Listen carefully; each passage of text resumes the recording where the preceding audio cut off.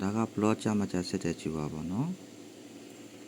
အဲ့ QR လေးကိုကျွန်တော် scan ဖတ်လိုက်မယ်နော်အဲ့တော့ကျွန်တော် scan ဖတ်လိုက်ပါပြီ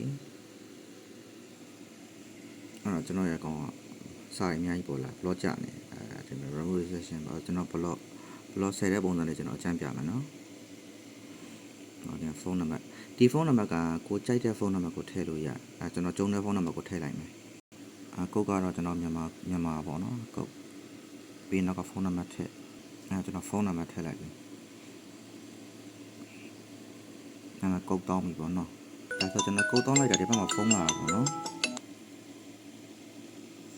မင်းရဲ့အတည်ပြုကုတ်ကဖြစ်ပါတယ်3 1 4 4 9နှစ်မင်းရဲ့အတည်ပြုကုတ်ကဖြစ်ပါတယ်3 1 4 4 9နှစ်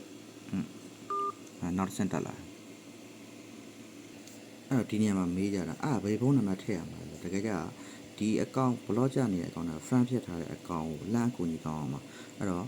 ဒီ account နဲ့ဒီ account နဲ့ friend ဖြစ်ထားရပေါ့နော် friend ဖြစ်ထားဆိုဒီ account ရဲ့ဖုန်းနံပါတ်ကိုသိရမယ်အဲ့တော့ကျွန်တော်ဒီဖုန်းနံပါတ်ကိုသွားကြည့်မယ်အဲ့တော့ကျွန်တော်ဖုန်းနံပါတ်အဲ့ဆိုရင်ကျွန်တော်ဒီဖုန်းနံပါတ်ကိုဒီဘက်ကိုထည့်မယ်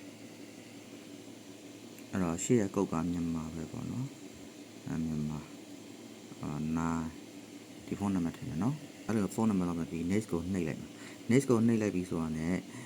ဒီကအကူတဲ့ဥစ္စာဒီဘက်ကိုစလာပေါ်မှာအဲ့ဒါလေးကဘယ်လိုပုံစံလဲတော့ထပ်ပြပေးမယ်အဲ့တော့ကျွန်တော်ဒီ next ကိုနှိပ်လိုက် next ကိုနှိပ်လိုက်ပြီးဆိုရင်သူကူညီတဲ့အကူညီတောင်းတဲ့စာပေးနေမှာပေါ်လဲဆိုတော့ကျွန်တော်ဒီမှာ chat ကိုနှိပ်မယ် chat ကိုနှိပ်ပြီးတော့ဒီမှာ WeChatting ဆိုတာလိုက်ရှာ WeChatting ကိုတွေ့ WeChatting ကိုတွေ့ဆိုတော့ကျွန်တော်ဒီမှာ account ရှိတယ်အဲ့က account နှိပ်လိုက်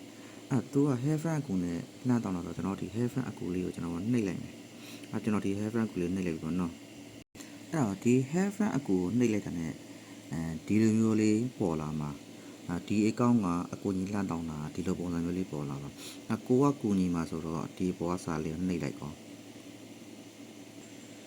နှိပ်လိုက်ပြီနှိပ်လိုက်တယ်မှာစာလေးနှစ်ချောင်းလာမယ်ကူမယ်ဆိုအပေါ်ဟာကိုရွေးမကူဆိုရင်အောက်ကဟာကိုရွေးလိုက်သူကကူလိုက်တော့သူကကူလိုက်ပြီကူလိုက်တော့ကြတယ်အမှန်ချစ်ပေါ်သွားတယ်နော်ဒါပေမဲ့ကူတဲ့လူကအောင်ဒီကူတဲ့လူကအောင်မယ်ဒါပေမဲ့အကောင့်ကမရတော့ဘာလို့မရတော့လဲဆိုတော့ကျွန်တော်ရဲ့အကောင့်ကဘလော့ကြတာများလို့ပေါ့နော်ကျန်းလို့ပေါ့အဲ့တော့အကောင့်အောင်ခွင့်မပေးဘူးအဲ့လိုမျိုး ploy လည်းအများကြီးအဲ့လို ploy ဆိုတော့ကျွန်တော် report တွေပါတယ်တင်ရတယ်10ခွင့်တွေပါတယ်ပြန်ခွင့်တောင်းရတယ်အဲ့လိုမျိုးပေါ့နည်းနည်းရှုပ်တယ်ပေါ့နော်အဲ့တော့ blog 10တိုင်းလည်းအကောင့်ကမရတတ်ပါဘူးအဲ့လိုမျိုးအကောင့်တွေကအလုပ်ရှုပ်ပါတယ်ဒါလေးတစ်ချက်ပြပေးရပါတော့ blog 10အစဆုံးတကယ်လို့အောင်တဲ့အကောင့်တွေဆိုတော့ဒီမှာအမှန်ချစ်ပေါ်ပြီးအကောင့်တန်းရသွားတာ